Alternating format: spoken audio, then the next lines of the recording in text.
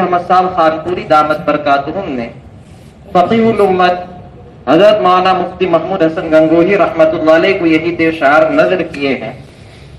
آپ دامت برکاتہم کو اپنے دونوں شیوخ سے ایک خصوصی نسبت اور تعلق حاصل ہے، اور آپ کے اوصاف اپنے دونوں شیوخ سے بکمال ہی اتحادی طور پر متصف معلوم ہوتے ہیں۔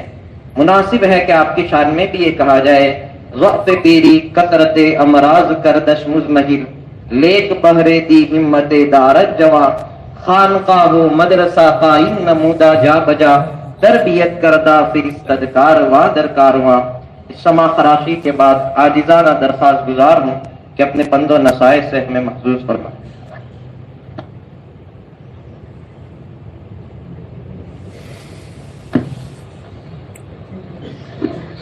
بسم اللہ الرحمن الرحیم،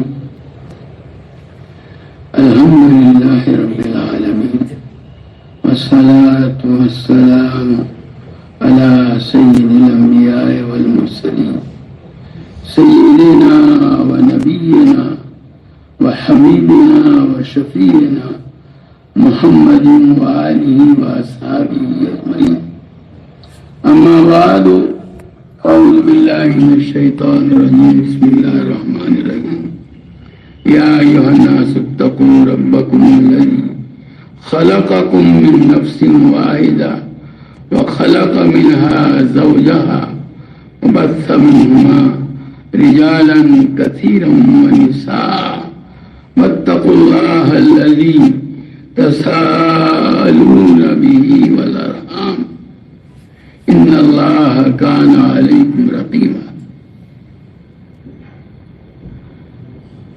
ہمارے مشفق و محترم برکت الاسد حضرت مولانا ابراہیم صاحب دامت برکاتہم، اللہ تعالیٰ ان کا سایہ عاطفت ہم سب کے سروں پر تاجر صحت، قوت، عافیت، سلامتی کے ساتھ قائم رکھے۔ آپ کے اس جامع بیان کے بعد ضرورت نہیں تھی، واللہ اپنے دل میں تو یہی سوچ رہا تھا کہ مولانا بیان کرتے رہیں، ہم سنتے رہیں۔ ان کے بیان کے بعد ضرورت نہیں ہے میرے جیسے ٹٹپولیے کی کسی بات کی، لیکن بہرحال ہمارے اکابر کے اخلاق پر جو مولانا ہیں تو وہ تو اسی کا پڑھتا ہمیں نظر آ رہا ہے۔ اللہ تعالیٰ آپ کے سائے کو تاجر ہمارے سروں پر صحت، قوت، عافیت، سلامتی کے ساتھ قائم و دائم رکھے۔ بزرگوں کے سائے دیکھے ہوئے ہیں، ہم نے ان بزرگوں کو بھی نہیں دیکھا، ان کی تربیت میں رہے ہیں حضرت مولانا۔ مجھے یاد آیا ہمارے حضرت مفتی محمود صاحب نور اللہ مرقدہ اپنے والد بزرگوار حضرت مولانا حامد حسن صاحب گنگوہی کا واقعہ بیان کرتے تھے۔ وہ مولانا حامد حسن صاحب گنگوہی جو ہیں مفتی محمود صاحب کے والد، یہ حضرت شیخ الہند رحمۃ اللہ علیہ کے شاگرد تھے، اور حضرت شیخ الاسلام مولانا حسین احمد مدنی رحمۃ اللہ علیہ کے ہمدرس تھے، کلاس فیلو۔ تو فراغت کے بعد حضرت مولانا حضرت شیخ الہند رحمۃ اللہ علیہ نے ان کو ضلع بجنور کا ایک قصبہ ہے نہٹور، وہاں پر بھیجا۔ حضرت مفتی صاحب سے کئی مرتبہ یہ واقعہ سنا۔ حضرت فرماتے تھے حضرت بھی فارغ ہونے کے بعد مدارس سہارنپور کے اندر تعلیمی فرائض انجام دیتے تھے۔ تو کہا میں نے عمر کافی ہو گئی تھی والد صاحب کی، اور پوری زندگی وہیں گزاری تھی انہوں نے، کہ میں نے والد صاحب کو خط لکھا کہ آپ اتنے سالوں سے وہاں ہیں وطن سے دور، اور اب بڑھاپا بھی آ گیا، کمزوری بھی آ گئی، آپ گنگو آ جائیے، یہاں جو ہے یہاں آ جائیے، ہم یہی چاہتے ہیں۔ تو کہا پہلے تو جواب نہیں دیا، پھر دوسرا خط لکھا تو بھی جواب نہیں دیا، پھر کہا میں خود ان کی خدمت میں حاضر ہوا اور میں نے عرض کیا گیا حضرت آپ وہاں تشریف لے آئے۔ تو انہوں نے کہا کہ میرے پر کچھ حقوق ہیں، لوگوں کا کچھ قرضہ ہے، جب تک کہ وہ ادا نہ ہو میں کیسے آ سکتا ہوں؟ اگر مفتی صاحب فرماتے ہیں کہ میں نے عرض کیا، آپ اس کی فہرست مجھے دے دیجئے، آپ کے سامنے وہ قرضہ میں ادا کر دیتا ہوں، اگر کچھ باقی رہ جائے گا تو وہ اپنے ذمے لے لیتا ہوں تاکہ آپ کو اطمینان ہو۔ تو کیا جب میں نے یہ کہا تو کہا کہ کچھ بچے یہاں میرے پاس پڑھتے ہیں، تو حضرت مفتی صاحب کہتے ہیں میں نے عرض کیا کہ وہاں وطن تشریف لے آئیے، وہاں بھی کچھ بچے آپ کے حوالے کر دیں گے، آپ ان کو اطمینان سے پڑھائیے، یہ خدمت وہاں بھی انجام دے سکیں گے۔ تو وہ ان کا عزم و ارادہ ایسا۔ حضرت شیخ الہند رحمۃ اللہ علیہ کے شاگرد تھے، اور آزادی سے پہلے کے زمانے اور تاریخ سے جو لوگ واقف ہیں، اس وقت مسلمانوں کا جو دور تھا کہ وہ آزادی کی جنگ میں مسلمانوں نے حصہ لیا تھا، اور اسی زمانے میں مختلف سیاسی جماعتیں بھی وجود میں آئی تھی، دینی جماعتیں بھی۔ تو حضرت شیخ الاسلام حضرت شیخ الہند رحمۃ اللہ علیہ کے بعد ان کی جگہ پر حضرت شیخ الاسلام مولانا حسین احمد مدنی وہاں شاہ صاحب تھے، شاہ صاحب کے بعد وہ تھے دارالعلوم دیوبند کے اندر۔ بہرحال وہ وہاں ان کے والد کو نیٹور میں جب حضرت شیخ الہند رحمۃ اللہ نے بھیجا تو وہیں یہ خدمت انجام دیتے تھے، اور وہ اپنے بزرگوں کے نقش قدم پر چلتے ہوئے اس زمانے میں کانگریسی نظریے کے حامل تھے۔ اس زمانے میں ہمارے اکثر اکابر جو ہیں جمعیت کے ساتھ جن کا تعلق تھا وہ اسی نظریے کے حامل تھے، اور اسی بات میں جو ہے وہ یہ جماعت کون سی مسلم لیگ وہ قائم ہوئی۔ تو اس دونوں میں نظریاتی اختلاف تھا، ہمارے اکابر کی بڑی تعداد کانگریس کے ساتھ تھی۔ بہرحال وہ بھی اسی نظریے کے حامل تھے۔ مفتی حضرت کے والد حضرت مفتی صاحب فرمایا کرتے تھے کسی کی دعوت قبول نہیں کرتا تھے، کوئی بھی دعوت دے کسی کے گھر کبھی کھانا کھانے نہیں جاتے تھے، کوئی کسی نے اگر کھانا بھیج دیا تو پڑوس میں ایک غریب تھا اس کو دے دیا کرتے تھے۔ حضرت مدنی رحمۃ اللہ علیہ کے دورے ہوتے رہتے تھے، حضرت شیخ الاسلام مولانا حسین احمد مدنی رحمۃ اللہ علیہ چونکہ ان کے ہمدرد تھے تو ان کا گزر اگر وہاں سے ہوتا نیٹور سے تو وہ وہاں نیٹور آتے تھے ان کی ملاقات کے لیے۔ اس لیے حضرت شیخ الہند رحمۃ اللہ علیہ نے جب ان کو وہاں بھیجا تھا تو شاگردوں سے کہا تھا کہ کوئی وہاں سے گزرے تو ان سے مل کر کے جایا کرے، تو کہ وہاں آتے تھے، وہاں کے جو مدرسے کے محتمم تھے وہ بھی دیوبند کے فارغ، وہ بھی حضرت شیخ الہند کے شاگرد۔ تو وہ جب حضرت شیخ الاسلام مولانا حسین احمد مدنی رحمۃ اللہ علیہ تشریف لاتے تھے تو وہ ان کو بھی دعوت دیتے تھے کہ آپ تشریف لائیں کھانے کے لیے، لیکن یہ کبھی ان کے یہاں وہ جب جاتے کھا کر جاتے، میں تو کھا کر کے آیا ہوں۔ تو وہ محترم صاحب کا ایک مرتبہ ان محترم صاحب نے حضرت شیخ الاسلام مولانا حسین احمد مدنی سے کہا کہ میں دیکھیں نہیں میں دعوت دیتا ہوں کھانے نہیں آتے، میری اپنی ذاتی زمین ہے، میں خود اس زمین کو جوتتا ہوں، خود اپنے ہاتھ سے بوتا ہوں، میری کمائی میں کوئی اگر ان کو اشکال ہو تو بتا دیں، یہ آتے کیوں نہیں؟ آپ کو میں دعوت دیتا ہوں، آپ کھاتے میں یہ میرے یہاں نہیں کھاتے۔ تو حضرت فرماتے تھے کہ جب یہ محترم صاحب یہ بات کہتے تو ہمارا حضرت شیخ الاسلام رحمۃ اللہ علیہ ان کی طرف دیکھتے، مولانا حامد صاحب کی طرف، یہ کیا کہہ رہے ہیں؟ ان کا جواب مولانا حامد صاحب میں کہتے کہ حضرت آپ تو مہمان ہیں، یہاں تو میرا گھر ہے، میں کیوں دوسرے کے گھر جا کر کے کھاؤں گا؟ میں نہیں جاتا، اسی لیے نہیں آتا۔ خیر تمہارا یہ اور ان کی ہمت ایسی کہ اس زمانے میں لیگ و کانگریس کا اختلاف جو مسلمانوں میں رہا ہے اس وقت ہندوؤں کے اندر آپس میں ہمیشہ کہا کرتا ہوں کہ ان سیاسی اختلافات کو مسلمان تو آزادی سے پہلے بھگت چکے ہیں۔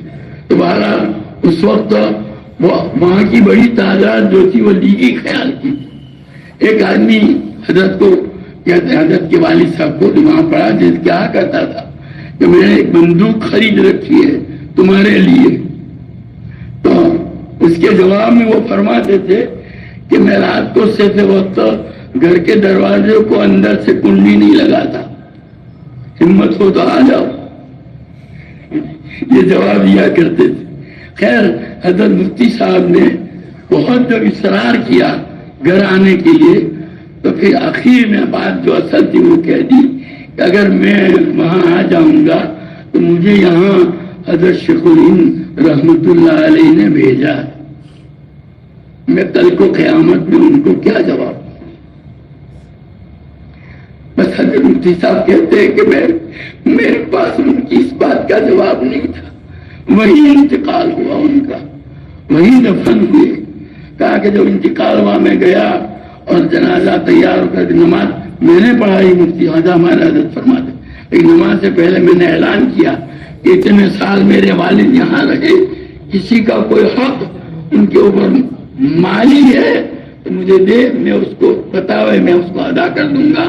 کوئی جانی حق ہے تو میں اس سے درخواست کرتا ہوں کہ ان کو معاف کر دیں. یہ اور کہا ان کو دفن کرنے کے بعد میں سہارنپور واپس آ گیا. تو میں تو آپ فارغ ہونے والے بچوں کو یہ قصہ سنا کر یہ بتلانا چاہتا تھا.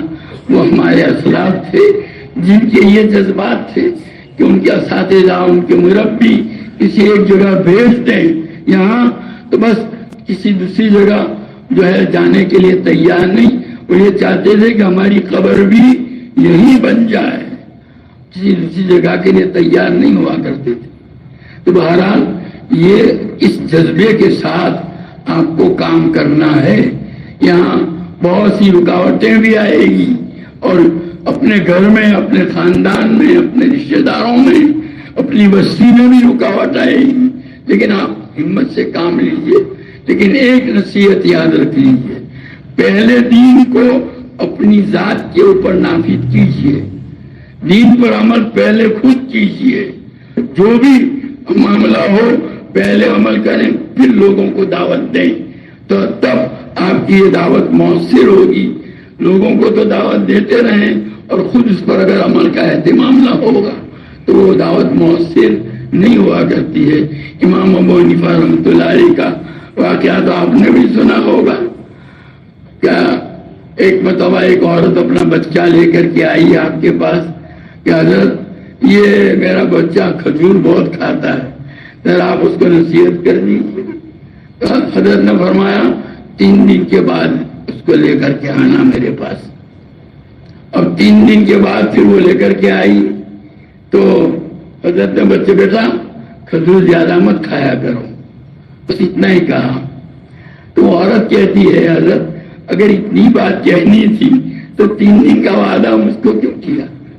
تو حضرت نے جواب میں فرمایا کہ بات دراصل یہ ہے کہ میں بھی کھجور کھایا کرتا تھا، اس لیے میں اس کو کھجور کھاؤں اور اس کو یوں کہوں بیٹا کھجور زیادہ مت کھایا کرو، تو اس نصیحت کا کیا اثر ہوگا؟ یہ 3 دن کا میں نے وعدہ اس لیے کیا تھا کہ ان 3 دنوں میں نے کھجور کو ہاتھ نہیں لگایا، تب تو میری بات میں اثر آ سکتا ہے.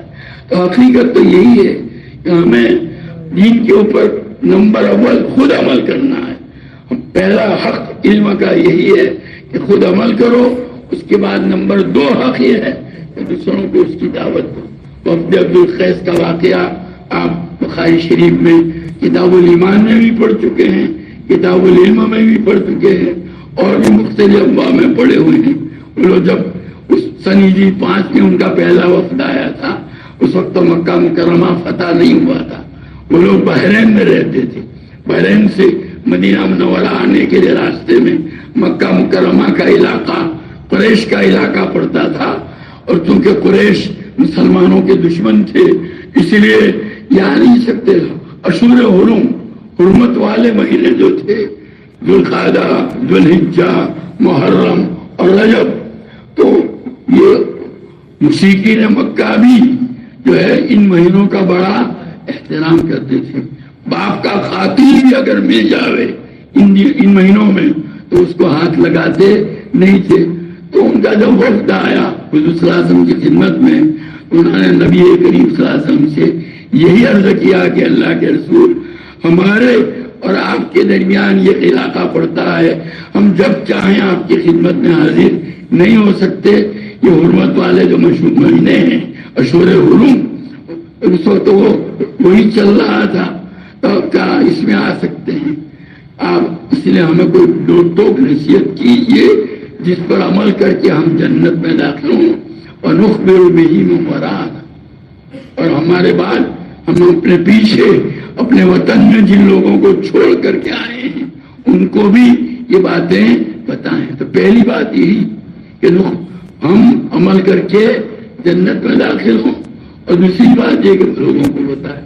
حضرت مولانا مفتی محمد تقی صاحب عثمانی دامن برکاتہم فرماتے ہیں کہ ہم اپنے طلباء سے پوچھتے ہیں کہ یہ علم حاصل کر کے تم جا رہے ہو تو کیا کرو گے؟ تو لوگوں کو بتائیں گے۔ کوئی یہ نہیں کہتا کہ پہلے عمل کریں گے اور پھر لوگوں کو بتائیں گے۔ پہلا درجہ تو علم کا یہ ہے خود عمل کرنا، اس کے بعد نمبر 2 پر دوسرے کو بتلانا ہے۔ تھوڑا بھی کوئی صحابہ کے حالات پڑھ لیجیے۔ حضرت معاذ رضی اللہ تعالیٰ عنہ کی روایت آپ بخاری شریف کی کتاب الایمان میں، کتاب العلم میں اور جگہ بھی پڑھ چکے ہیں۔ ایک سفر میں نبی کریم صلی اللہ علیہ وسلم نے حضرت معاذ سے پوچھا تھا، اور یہ جو حضرت نے واقعہ بیان کیا کہ اللہ کا کیا حق ہے، اور یہ تو حضرت نے فرمایا تھا کہ جس نے کلمہ پڑھ لیا وہ جہنم میں داخل نہیں ہوگا۔ تو حضرت معاذ رضی اللہ تعالیٰ عنہ نے عرض کیا کہ اللہ کے رسول یہ بشارت سب کو سنا دوں تاکہ لوگ خوش ہو جائیں، جنہوں نے کلمہ پڑھا ان کا بھی جی خوش ہو۔ تو حضور صلی اللہ علیہ وسلم نے اجازت دے دی، لیکن حضرت معاذ رضی اللہ تعالیٰ عنہ نکلے، اور پھر راستے میں حضرت عمر رضی اللہ تعالیٰ عنہ میں کہاں جا رہے، بتلایا کہ ایسا ایسا، واپس آپ میرے ساتھ چلو۔ واپس حضور کی خدمت میں حضرت عمر رضی اللہ تعالیٰ عنہ نے عرض کیا کہ اللہ کے رسول آپ کا حکم سر آنکھوں پر، لیکن یہ بات لوگوں کو پتہ چلے گی تو عمل میں وہ سستی کریں گے کہ ہم نے بھی کلمہ پڑھ لیا ہے اور ہمارے لیے کافی ہے جنت میں داخل ہونے کے بعد۔ انہوں نے کہا ٹھیک، آپ نے کہا پھر تو چھوڑ دو۔ حضرت معاذ کہتے ہیں کہ جب ان کی موت کا وقت آیا، تعاون حضرت عمر رضی اللہ تعالیٰ عنہ کے دور خلافت میں بہت بڑا تعاون پھیلا تھا، اس میں ان کی وفات ہوئی تھی۔ موت کا وقت قریب آیا تو انہوں نے لوگوں سے کہا سب کو بلاؤ۔ بلانے کے بعد کہا کہ جتنی حدیثیں میں نے نبی کریم صلی اللہ تعالیٰ علیہ وسلم سے سنی تھی وہ سب تم کو پہنچا دی، ایک باقی ہے، اسی کو پہنچانے کے لیے تم کو بلایا ہے۔ ہر صحابی کا یہی مزاج تھا۔ آج کوئی چھوٹے سے چھوٹا عالم، یعنی کم علم، جس کا علم بڑا بہو نہ ہو، معمولی ہو، وہ بھی یہ دعویٰ کر سکتا ہے کہ جتنا علم میں نے حاصل کیا وہ سب لوگوں تک پہنچا دیا۔ کوئی بھی اس کہنے کی بات کہنے کی پوزیشن میں ہو۔ لیکن صحابہ کا مزاج یہ تھا کہ نبی کریم صلی اللہ علیہ وسلم کی زبان مبارک سے سنی یہ بات کیسے پہنچاؤں۔ حضرت ابو ذر غفاری رضی اللہ تعالیٰ عنہ کا واقعہ بخاری شریف میں کتاب العلم میں پڑھ چکے ہوں گے۔ وہ دمشق میں رہتے تھے، وہاں وہ مال کے متعلق قرآن میں الذین یکنزون الذهب والفضة ولا ينفقونها في سبيل الله وبشرهم بعذاب أليم، یہ آیت پڑھ کر کے تقریر کرتے تھے کہ بھائی اپنی ضرورت سے جو بھی مال زائد ہے وہ رکھنا جائز نہیں، خرچ کرو۔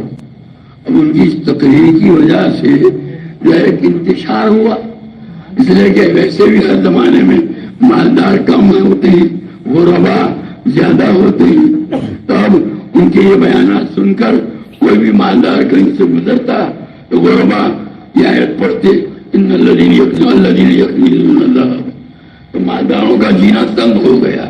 حضرت معاویہ رضی اللہ تعالیٰ عنہ شام کے گورنر تھے، ان کے آ کر کے شکایت کی لوگوں نے، لیکن حضرت معاویہ کا مقام اتنا اونچا نہیں تھا، وہ ان کو تنبیہ نہیں کر سکتے تھے۔ ان کو بلایا، کہا کہ یہ آیت تو اہل کتاب کے سلسلے میں نازل ہوئی ہے۔ حضرت ابو ذر غفاری نے جواب میں فرمایا ان کے سلسلے میں بھی نازل ہوئی اور ہمارے سلسلے میں بھی نازل ہوئی. آپ پڑھ چکے ہیں کتاب. اب حضرت معاویہ کچھ ان کو کچھ پابندی نہیں لگا. انہوں نے وہاں مدینہ منورہ حضرت عثمان رضی اللہ تعالیٰ عنہ کا دور خلافت تھا. ان کو لکھا کہ یہاں یہ صورتحال ہے, لوگوں میں انتشار کی کیفیت ہے, آپ ان کو اپنے پاس بلا لیجیے. حضرت عثمان رضی اللہ تعالیٰ عنہ نے خط لکھا حضرت ابوذر پر کہ تم یہاں آ جاؤ, مدینہ آ جاؤ. آگے کا قصہ بھی آپ پڑھا ہوگا. انہوں نے ان کے ساتھ بات چیت کرنے کے لیے حضرت کعب احبار کو تیار کیا تھا. اس کو ابھی میں بیان نہیں کروں گا. بہرحال آئے اور ہم سے حضرت معاویہ, اب جب وہ آئے نا مکہ مدینہ منورہ, سب لوگ آ کے ان کو دیکھ رہے. حضرت ابوذر فرماتے ہیں یہ کوئی نیا آدمی ہے, کوئی اجنبی شخص ہوں. سب لوگ مجھے دیکھنے کے لیے کائے کو آ رہے ہیں. حضرت عثمان سے بھی بات. عثمان نے کہا دیکھو اگر مناسب سمجھو تو تم یہاں مدینہ کے قریب کسی جگہ پر جو ہے قیام اختیار کر لو. مجھے کبھی آپ کی ضرورت پیش آئے تو میں آسانی سے آپ کو بلا سکوں. حضرت عثمان یہ چاہتے تھے یہاں بھی لوگ آ کر کے کہیں اس طرح کی باتیں چھیڑ کر کے جو ہے انتشار نہ پیدا کریں. انہوں نے حضور کی نصیحت سن رکھی تھی. کہا ٹھیک ہے میں وہیں رہتا ہوں. جو ہے ایک چھوٹا سا دیہات تھا, وہاں تشریف لے گئے. حج کے موقع پر وہاں سے حج کے واسطے آئے اور جہاں شیطان کو کنکریاں ماری جا رہی ہے, بخاری میں یہ قصہ موجود ہے. وہ کنکریاں مارنے کی جگہ پر کسی نے ان کو مسئلہ پوچھا. انہوں نے مسئلہ بتانا شروع کیا تو کسی نے ان کو کہا آپ کو تو امیر المومنین نے منع کیا کہ آپ کسی کو مسئلہ نہ بتائیں. آپ کیوں بتا رہے ہیں؟ ان کو کیا کہتے ہیں سنا ان کا جذبہ کیا.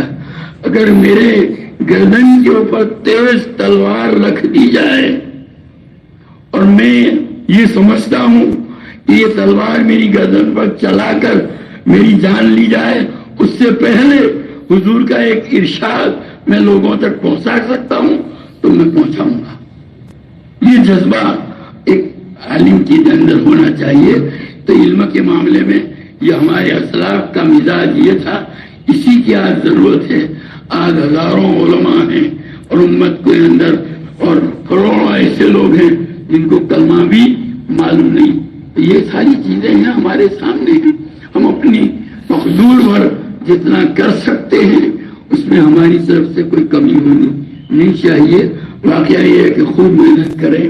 ہمارے طلباء ماشاءاللہ اللہ کا احسان ہے کہ اس گئے گزرے دور میں بھی عام طور پر بڑی تعداد طلباء کی وہ ہوتی ہے جن کا یہ جذبہ ہوتا ہے کہ میں دین کی خدمت کروں گا. لیکن ایک دوسرا اور پہلو بھی ہے کیونکہ آپ کے والدین بھی یہاں آئے ہوئے ہیں, آپ کے ذمہ دار لوگ بھی. وہ کیا کرتے ہیں, طالب علم تو فارغ ہو کر جب جاتا ہے تو اس کے دل میں جذبہ ہوتا ہے کہ میں اپنی زندگی کو شریعت کے مطابق گزاروں گا. اب نکاح کا جو وقت آتا ہے تو اب نکاح کے موقع پر ماں باپ یہ چاہتے ہیں کہ وہ ساری رسمیں جو نکاح کے موقع پر کی جاتی ہیں وہ کریں. اب یہ طالب علم یہ تو پڑھ کے گیا ہے, اس کو معلوم ہے کہ یہ رسم و رواج پر عمل کرنا یہ تو جائز نہیں ہے.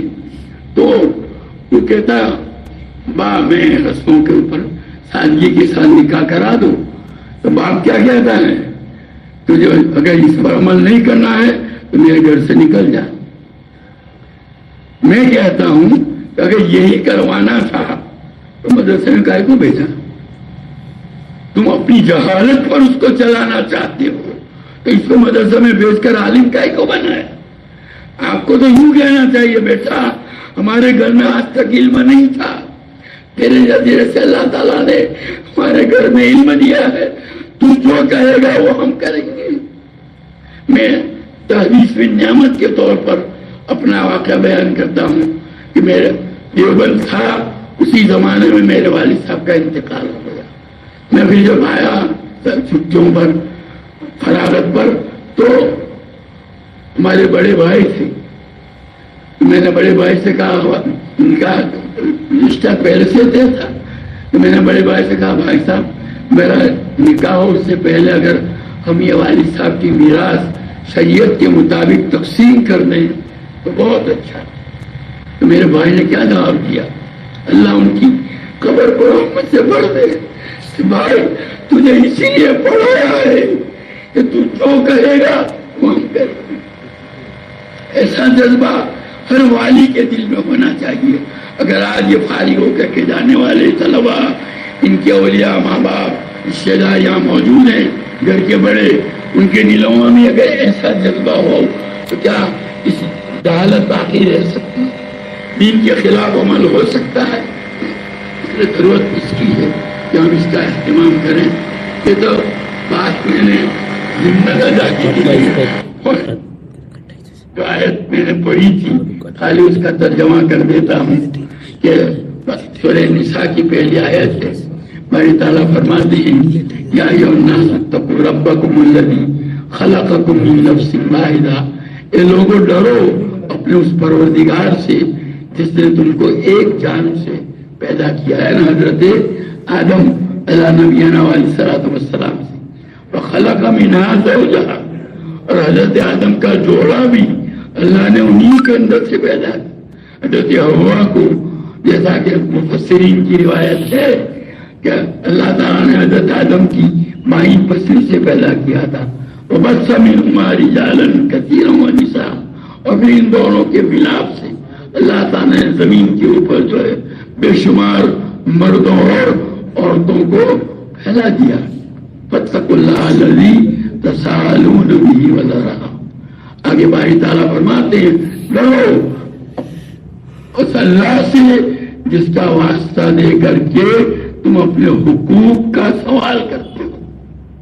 دنیا کا دستور یہ ہے کہ ایک آدمی کا دوسرے کے اوپر حق ہے تو جس کا حق ہے وہ اگر طاقتور ہے اور جس کے اوپر حق ہے وہ کمزور ہے تو کمزور تو کبھی بھی حق کی ادائیگی سے انکار، وہ تو اس کے آنکھ دیکھ کر ہی کہنا دے دوں.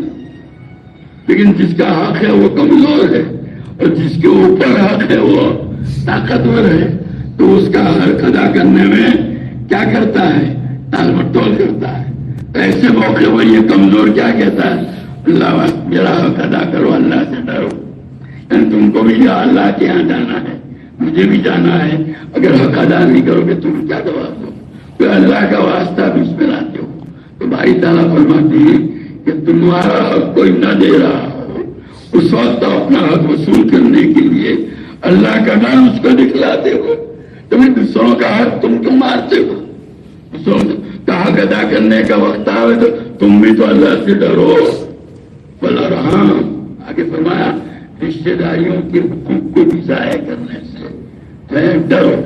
ان اللہ کان علیم رقیبا، اللہ تعالیٰ تم پر جو ہے وہ نگران ہے.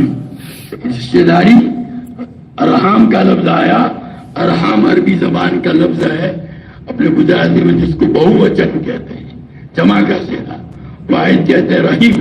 رحیم عورت کے جسم میں ایک عضو ہے، بچہ جس میں پرورش پاتا ہے. مرد کے جسموں میں وہ عضو نہیں ہوتا، اس کی ضرورت بھی نہیں ہے. یہ بات جن رشتوں کو لے کر بچہ جو نسبی رشتے ہیں ان سارے رشتوں کو تعبیر کرتے ہیں کس سے؟ رحیم سے. اس لیے کہ یہ بچہ پیدا ہوتے ہی ایک بچہ پیدا ہوتا ہے جس عورت سے پیدا ہوا وہ اس کی ماں ہے. اس عورت کا وہ شوہر جس کے نطفے سے یہ بچہ پیدا ہوا ہے وہ اس کا باپ ہے. سارے رشتوں کی جڑ یہ دو ہے. آگے سارے بھی ماں کا باپ ہے نانا ہے، ماں کی ماں ہے اس کی نانی ہے، ماں کا بھائی ہے اس کا ماموں ہے، ماں کی بہن ہے وہ اس کی خالہ ہے، باپ کا باپ ہے اس کا دادا ہے، باپ کی ماں ہے وہ اس کی دادی ہے، باپ کا بھائی ہے وہ اس کا چچا ہے، باپ کی بہن ہے وہ اس کی پھوپھی ہے. باپ کی دوسری اولاد یہ اس کے بھائی بہن ہیں. اگر دونوں سے ہے تو سگے بھائی بہن، اکیلے باپ سے ہیں تو باپ شریک بھائی بہن، اور ماں سے ہیں تو جو ہے ماں شریک بھائی بہن. سارے رشتوں کی بنیاد یہی ہے. اسی لیے رشتہ داری کو رحیم سے تعبیر کیا جاتا ہے اور رشتہ داری کے حقوق کے ادا کرنے کو صلہ رحمی کہتے ہیں. یعنی ان کے حقوق کو ادا کرنا اس کی بڑی تاکید ہے. قرآن میں، حدیث میں، نبی کریم صلی اللہ علیہ وسلم کی تعلیمات میں یہ بنیادی تعلیم ہے۔ ہمیں حضور فرماتے ہیں، یہ میری شریف کی روایت ہے، تعلموا من انسابکم ما تعرفون به ارحامکم، تعلموا من الانساب ما کیا تصلون به ارحامکم، کہ اپنے نسبوں کو پہچانو کہ بھئی کون میرا چچا ہے، کون بھائی ہے۔ آج کا زمانہ ایسا آ گیا کہ باپ پوتا ہے اور دادا کو بھی نہیں پہچانے۔ اس کو پوچھیں گے، ہمارے پرانے زمانے کی بوڑھیاں ہوا کرتی ہیں، وہ تو کہیں جاتے تھے تو کہ بھائی تو کس کا چھوکرا ہے، پرانے، او تیری ماں، تیری دادی، او تیری نانی فلانی، دور دور کے رشتے بچوں کو بتائے بھی جاتے تھے تاکہ ان کے حقوق ادا کیے جائیں۔ رشتے جانیں گے تو ان کو ادا کر۔ اب آگے فرماتے ہیں تصلون بھی آرام، کہ تم رشتوں کو پہچانو تاکہ رشتہ داری کے حقوق کا ادا کرو۔ کیوں؟ فإن صلۃ الرحم محبت فی الأہل، صلہ رحمی کرو گے تو آپس میں کیا ہوگی؟ محبت پیدا ہوگی۔ ابھی حضرت نے فرمایا حقوق کے ادا کرنے سے محبت پیدا ہوتی ہے۔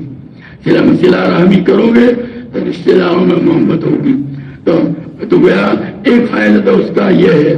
دوسرا مسرات فی المال، اس کی وجہ سے آپ کے مال میں زیادتی ہوگی۔ لوگ وظیفے پوچھتے ہیں، مول صاحب کوئی وظیفہ بتا دو نا، روزی میں برکت ہو جائے۔ اللہ کے رسول کا بتایا وظیفہ، اس پر تو ہم عمل کرتے نہیں۔ اگر عمل کر لیں تو کہیں روزی میں کوئی تنگی نہیں ہو سکتی۔ اور منصات فلاثر، اور اس کا تیسرا فائدہ یہ ہے کہ آدمی کی زندگی بھی، عمر بھی طویل ہوتی ہے۔ تمہارا اور بھی بہت سارے فائد، موقع نہیں ہے خالی ترجمہ آیت کا کر کے ایک حدیث بیان کر دی۔ باقی حقیقت تو یہ ہے کہ آج صلہ رحمی، رشتہ داری کے حقوق کو ادا کرنے کے معاملے میں جو کوتاہیاں کی جا رہی ہے اور اس کی وجہ سے جو مصائب آ رہے ہیں ان کو بیان کرنا مشکل ہے۔ آپسی حقوق کی ادائیگی کا اہتمام کرو۔ ویسے بھی بندوں کے حقوق کا معاملہ بڑا جو ہے اہمیت رکھتا ہے۔ اللہ تعالیٰ تو بے نیاز ہے۔ اللہ کے حقوق کی ادائیگی میں خدا نہ کرے کسی سے کوئی غفلت ہوئی اور زندگی کے کسی بھی دور میں اس کو اپنی اس غفلت کا احساس ہوا اور دو آنسو اللہ کے سامنے بہا کر کے معافی مانگ لی، توبہ کر لی تو اللہ معاف کر دے گا۔ یہ بندوں کا حق کہ دو آنسو بہانے سے معاف ہونے والا نہیں ہے جب تک کہ وہ بندہ معاف نہ کرے۔ اس لیے لوگوں کے حقوق کی ادائیگی کا خاص اہتمام کرو۔ یہ جو بے برکتیاں ہو رہی ہیں، مصائب آ رہے ہیں، ان کی وجوہات میں ایک بڑی وجہ یہ بھی ہے۔ اس لیے کسی کا کوئی حق ہم پر باقی نہ رہے، اس کی کوشش کرو۔ حضور صلی اللہ علیہ وسلم نے بڑی تاکید فرمائی ہے حدیث کے اندر کہ اس دن کے آنے سے پہلے جبکہ نہ کسی کے پاس دینار ہوگا نہ درہم ہوگا، آپ پیسے دے کر کے وہ معافی لے سکتے نہیں ہیں، اس سے پہلے دنیا میں معاملہ صاف کر لو۔ اس لیے اس کا اہتمام ہونا چاہیے۔ یہ علم جو پڑھا ہے، یہ ساری باتیں حضرت نے جیسا کہ فرمایا علم ہی سے یہ سب آئے گا۔ اور اسلام کی خوبی دیکھو کہ پہلی وحی اللہ تعالیٰ نے نبی کریم صلی اللہ علیہ وسلم پر جو نازل فرمائی وہ ہے اقرا، پڑھو، اقرا۔ کوئی مذہب بھی علم کی وہ اہمیت نہیں بتلا سکتا جو اسلام نے بتلائی ہے، اس لیے اس کا اہتمام ہونا چاہیے۔ اللہ ہم سب کو توفیق عطا فرمائے۔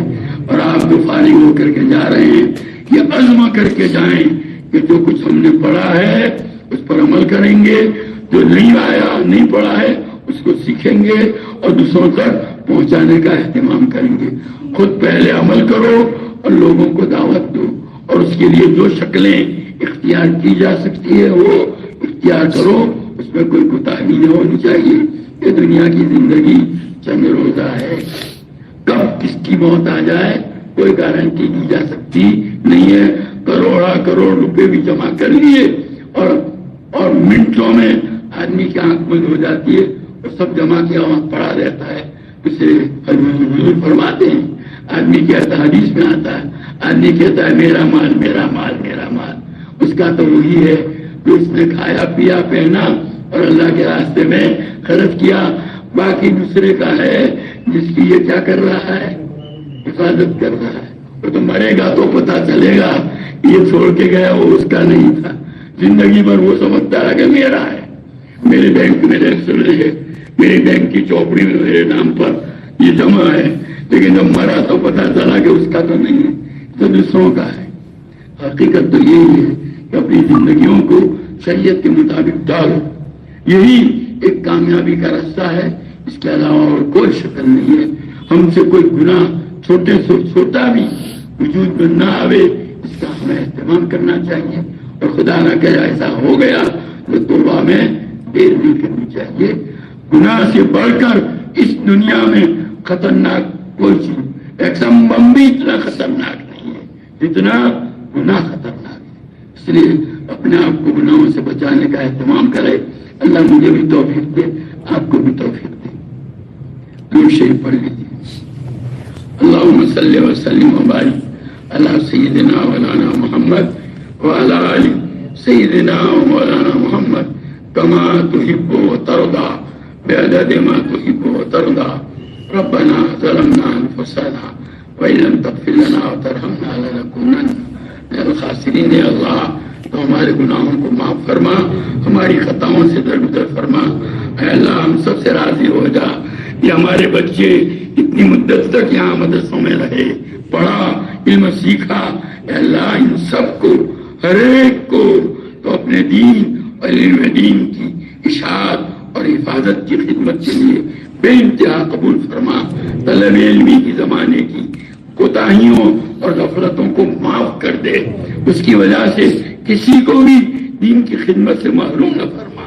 ان کے اساتذہ نے، ان کے والیوں نے، ان کے والدین نے، ان کے عزیزوں نے ان سے جو اچھی اچھی توقعات آخرت سے متعلق، دین سے متعلق قائم کی ہیں، ان کو اس سے بڑھ کر کے بنا دے. اللہ ان کو کسی کا محتاج نہ بنا. ان کی تمام ضروریات کی تو اپنے خزانے غیب سے کفایت بنا فرما. اللہ ان کو مفتاح للخیر، خیر کی کنجی بنا، اور مغلاق للشر، اور شر کے لیے تالا بنا. ان کے ذریعے سے شر ختم ہو، ان کے ذریعے سے خیر پھیلے، ایسا ان کو بنا دے. اللہ تو جس طرح چاہتا ہے ایسی زندگی گزارنے کی ہم سب کو توفیق عطا فرما. ایسی زندگی گزارنا ہمارے لیے آسان فرما. تیرے حبیب پاک صلی اللہ تعالی علیہ وسلم نے جتنی بھی خیر اور بلائی تجھ سے مانگی، ہمیں اور پوری امت کو عطا فرما. اور جن شرور اور برائیوں سے پناہ چاہی ان سے ہماری حفاظت فرما. ہمارے والدین، ہمارے اساتذہ، ہمارے مشائخ جنہوں نے ہماری تعلیم و تربیت کے لیے مشقتیں اٹھائی، تکلیفیں جھیلی، غفلتوں کو برداشت کیا، ان سب کو تو ہماری طرف سے اپنی شان بہترین بدلہ دنیا اور آخرت کے اندر عطا فرما. جو جا چکے ہیں ان کی خبروں کو نور سے بھر دے، اپنی رحمتوں مغفرتوں سے ڈھانپ لے. جنت الفردوس میں ان کا اعلیٰ مقام و مراتب عطا فرما. جو موجود ہیں ان کی عمروں میں، ان کے کارائے خیر میں، ان کی علمی دینی ملی خدمات میں بے انتہا خیر و برکت عطا فرما کر ان کی قدردانی کی ہمیں توفیق و سعادت عطا فرما. اللہ جو صلاحیتیں، جو نعمتیں، اللہ جو علم اور جو خیر کی چیزیں ہمیں عطا فرمائی ہے، ان سب کو تیرے دین، علم دین، ایمان اور اسلام کی اشاعت اور حفاظت کے لیے استعمال کرنے کی توفیق عطا فرما. ان قیمتی سرمایوں کو دنیا کے پیچھے ضائع کرنے سے ہماری حفاظت فرما. ابنائے دنیا میں سے نہ بنا، ابنائے دنیا میں سے نہ بنا، ابنائے آخرت میں سے بنا دے، ابنائے آخرت میں سے بنا دے. ربنا تقبل منا انك انت السميع العليم وتب علينا انك انت التواب الرحيم. صلی اللہ تعالی علی خیر خلقہ.